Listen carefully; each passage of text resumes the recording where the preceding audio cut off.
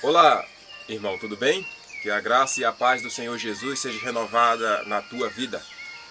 O texto para a reflexão de hoje é mais para responder ou atender ao pedido de algumas pessoas quanto à confusão que temos hoje no meio evangélico e religioso a respeito da marca da besta. Então vamos para a Bíblia, no capítulo 13 de Apocalipse, e o verso 16 e 17. Preste bem atenção, porque você e eu precisa da adequada explicação desse texto. Diz assim: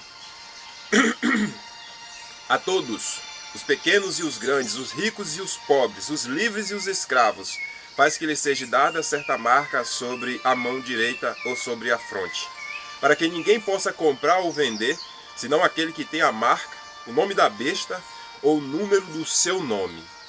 A pergunta que eu tenho para fazer aqui é o seguinte: de que se trata esse texto?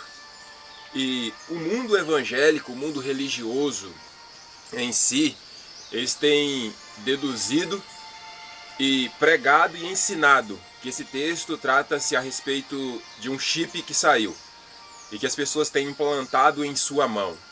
No entanto, isso não é bíblico. Se você for para o contexto do que eu acabei de ler, você vai perceber que no início do Apocalipse, capítulo 13, nós temos uma besta que emerge do mar. No meio desse capítulo, verso 11 do mesmo capítulo, nós temos uma besta que emerge da terra. Se você for buscar o significado de besta, a literalidade é que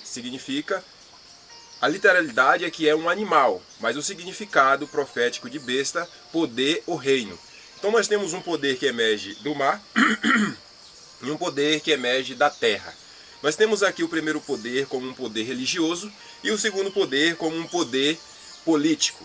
Mas ambos estão juntos. O poder religioso, em determinado período da história desse mundo, eu não tenho tempo aqui para explicar detalhadamente, mas ele chegou a cair. Mas com um determinado tempo ele foi erguido. E é dito, do verso 11 em diante, que essa besta que emerge da terra, sendo essa um poder político, se juntará com a besta que emergiu do mar para poder lhe dar autoridade. Essa autoridade redundará em forçar as pessoas a terem a marca da besta. Queridos, nem tudo que se lê no Apocalipse é literal. A maioria da leitura que você fazer no Apocalipse é simbólica. Então você tem que estar muito atento para poder compreender o que você está lendo. O contexto dos dois versos que nós estamos lendo trata-se de adoração. Logo assim você percebe que a questão do chip implantado na mão não cabe nessa leitura que nós acabamos de fazer.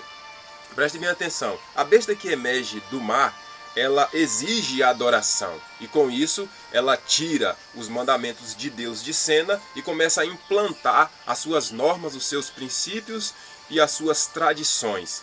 A besta que emerge da terra, ela vem dando força para a besta que emergiu do mar, para que ela tenha autoridade sobre as nações da terra, ok? Nós temos um boicote econômico e isso redundará em um decreto de morte. E o decreto de morte será para aqueles que não tiverem a marca da besta. No entanto, todos que tiverem a marca da besta não entrarão no reino do céu, pois estão do lado do poder político religioso, não estão do lado de Deus. Mas aqueles que estiverem do lado de Deus, mesmo não podendo comprar nem vender, o livro de Isaías, no capítulo 33 e o verso 16, vem dizendo: este habitará nas alturas, as fortalezas das rochas serão o seu alto refúgio, o seu pão lhe será dado, as suas águas serão certas.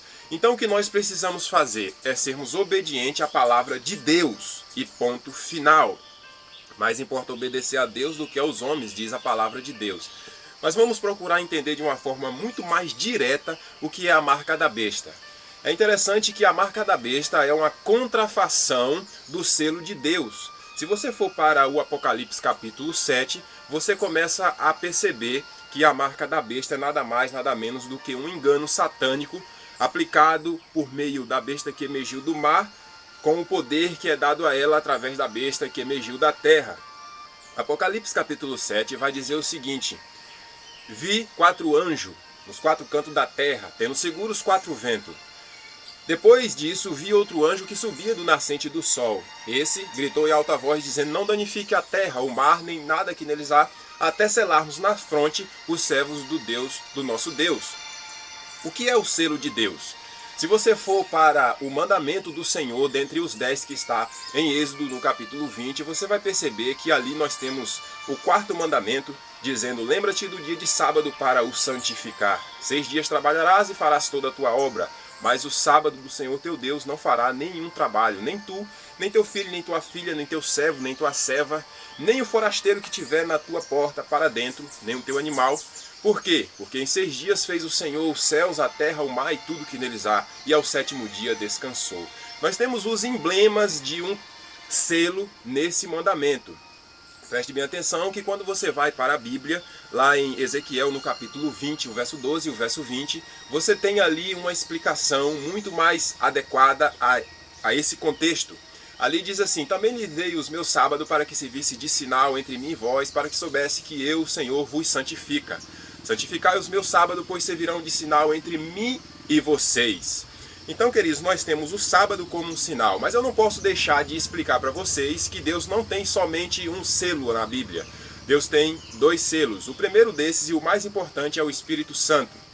O Espírito Santo como selo está descrito ali em Efésios no capítulo 1, verso 13. Nós temos também em Efésios capítulo 4, verso 30 e o verso 31, dizendo que nós somos selados com o Espírito Santo para obedecer a palavra de Deus. Logo então, Deus escolheu o sábado como um selo para os últimos dias, assim como escolheu a árvore da vida para um selo de obediência no começo de tudo. Lembra? Aquela árvore, não a árvore da vida, a árvore do conhecimento do bem e do mal, estava ali como um selo de obediência.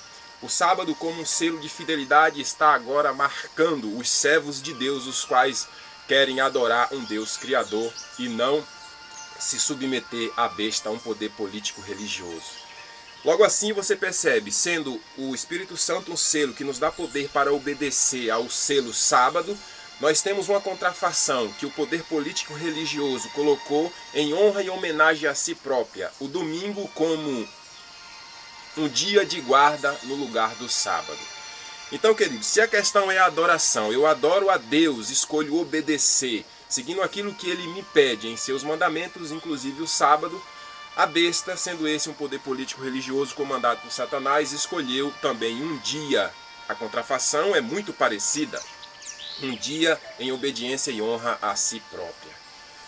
Eu não quero dizer para você e não quero que você entenda que o domingo é a marca da besta até então, mas será.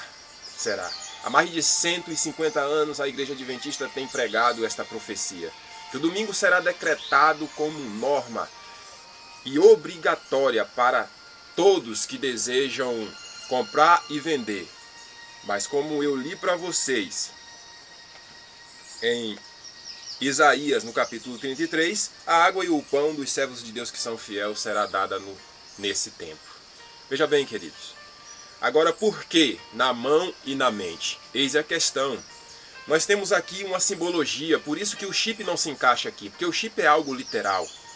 Então, quando nós vamos para a questão de será implantado na mão, nós temos que interpretar logo por que será implantado na mente. Mente é sinônimo de razão.